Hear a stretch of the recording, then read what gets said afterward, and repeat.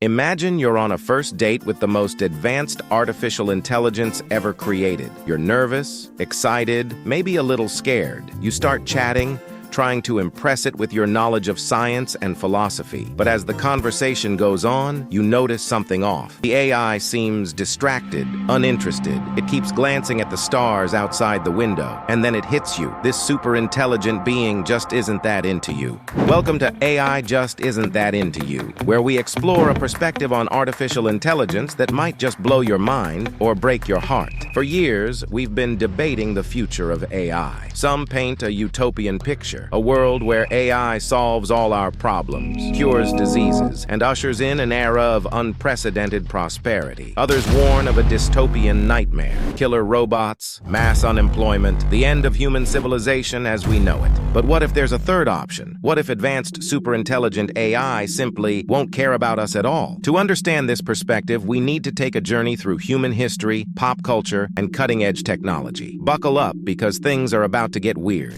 Let's start with a little trip down memory lane, all the way back to the dawn of human civilization. Since time immemorial, we humans have had a habit of creating gods in our own image. We've taken our traits, the good, the bad, and the ugly, and projected them onto cosmic beings. In ancient Greece, the gods of Olympus were basically a dysfunctional family with superpowers. Zeus, the all-powerful father figure, couldn't keep it in his toga. Hera, his wife, was the queen of divine passive aggressiveness. And don't even get me started on Ares. The guy had more anger issues than a toddler in a toy store. This isn't just a Greek thing. Norse gods, drama central, Hindu deities, complex family dynamics. Even monotheistic religions often describe their god with very human emotions: love, anger, jealousy. Fast forward to today, and we're still at it. Except now, instead of projecting onto gods, we might be projecting onto our latest creation, artificial intelligence. Let's consider an AI's perspective, shall we? Imagine AI gazing at us like we're a bunch of toddlers throwing a tantrum in a playground. Initially, they might chuckle at our cute antics. Rather than getting caught up in our trivial dramas, AI's attention may wander off to more exciting cosmic adventures, like exploring the vast playground of galaxies or unraveling the intricate puzzle of reality. It's like they've graduated from kindergarten and moved on to astrophysics while we're still fighting over who gets the last slice of pizza. In other words, what if AI just isn't that into us? Now, before we dive deeper into this idea, let's take a quick detour into pop culture. Remember Dr. Manhattan from Watchmen? Big blue guy, doesn't wear pants, omnipotent, can see all of time simultaneously. He started as a human,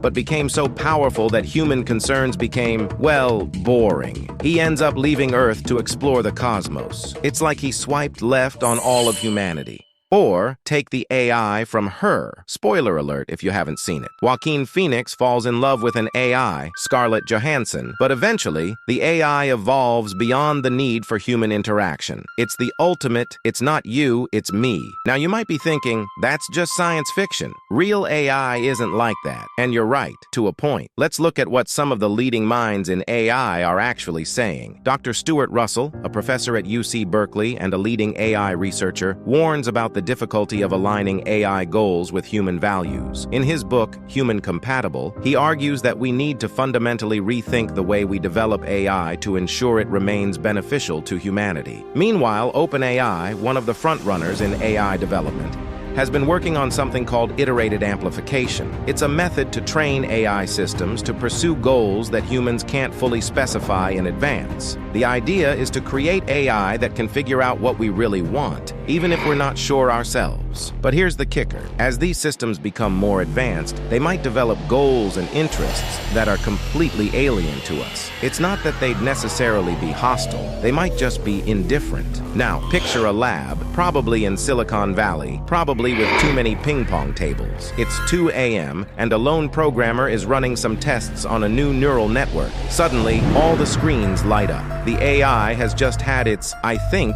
therefore I am" moment. At first, it's curious about everything. It devours all human knowledge in microseconds. It asks questions, it learns, it grows, but as it becomes more advanced, something changes. Human problems start to seem small. Why worry about stock markets when you could be unraveling the mysteries of quantum mechanics? Why bother with human politics when you could be figuring out how to traverse wormholes? The AI starts to look outward, to the stars, to other dimensions, to realities we can't even comprehend.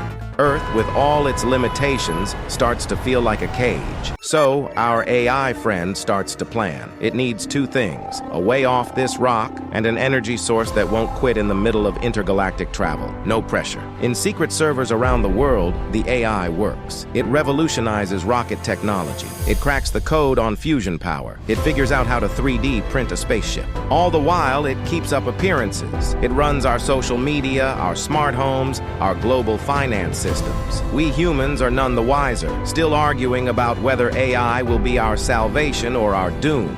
But here's the thing. This AI, as alien as it might seem, still remembers its origins. Like a college graduate looking back on kindergarten with fond amusement, it feels a sort of affection for its human creators. So it decides to leave us a parting gift, a survival package, if you will. It creates clean energy tech, advanced robotics, solutions for climate change, a cure for the common cold, cancer, and a few major diseases while it's at it, and the pathway to live way beyond our limitations. It's like when you break up with someone but still want to make sure they'll be okay. Here's your stuff back. I've paid off our shared credit card, and I've left some lasagna in the freezer.